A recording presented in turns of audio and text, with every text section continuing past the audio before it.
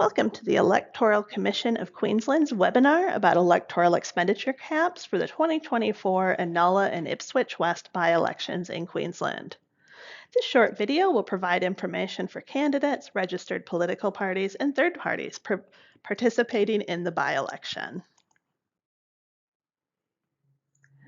Now, electoral expenditure caps are limitations on the amount of electoral expenditure that can be incurred by an election participant. They apply to all candidates, registered political parties, and third parties that incur electoral expenditure for a state general election or by-election. Electoral expenditure does have a specific definition under legislation. Please take a look at our video on incurring electoral expenditure for more information and what type of expenses constitute electoral expenditure. Each state election, including by-elections, has a capped expenditure period, and that's the time when the cap applies. For the 2024 Inala and Ipswich West by-elections, the capped expenditure period started on the day the writ was issued, the 30th of January 2024, and it will end at 6 p.m. on Election Day, the 16th of March 2024. Electoral expenditure incurred outside of the capped expenditure period does still need to be disclosed to the ECQ, but it does not count towards your electoral expenditure caps. So how much is your electoral expenditure cap as an election participant in the 2024 Inala by-election or the 2024 Ipswich West by-election? For an independent candidate, the expenditure cap is $90,748.65. Endorsed candidates also have an expenditure cap of this amount, but their cap is shared with their registered political party, which is to say a registered political party and their endorsed candidate must not collectively spend more than the expenditure cap of $90,748.65. A third party who is registered with the ECQ for a by-election also has that same expenditure cap. But a third party that is not registered has an expenditure cap of $6,000. If you'd like more information about what the registration process for third parties is and what it means, please do take a look at our website. Now, you must not incur more than your capped amount in electoral expenditure during the capped expenditure period for the election. Electoral expenditure is incurred when the goods or services are distributed or supplied. This may not necessarily be the same day that they're paid for or invoiced.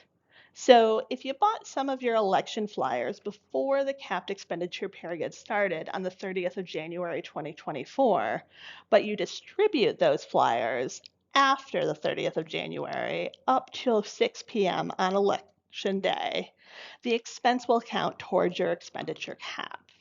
It will be incurred the day you start distributing the flyers. Our webinar, When Electoral Expenditure is Incurred, has more information and examples. If you're also planning to participate in the 2024 state general election in October, any electoral expenditure you incur for these by-elections will not count towards your expenditure cap for the general election. And this is going to be the case even if you buy material for the by-election that you reuse for the general election. Noncompliance with electoral expenditure caps is a criminal offense, and it carries substantial penalties, including potential prosecution.